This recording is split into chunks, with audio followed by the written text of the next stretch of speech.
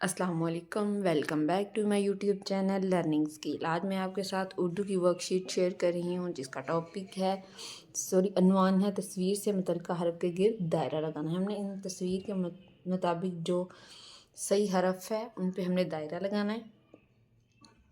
चलें स्टार्ट करते हैं। फर्स्ट पे है हमारा हलवा।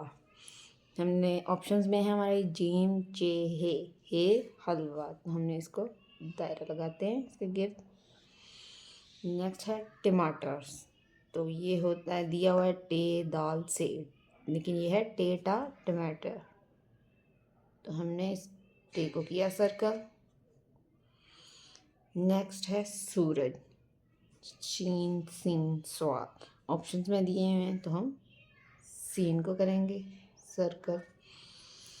नेक्स्ट है ऐनक, इसके ऑप्शंस में दिया है आइन गाइन नून, तो आइन ऐनक।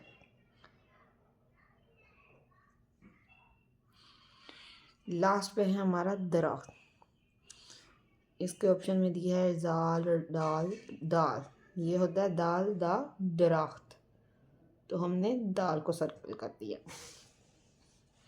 ये थी आज की हमारी वर्कशीट जो कंप्लीट हो गई है।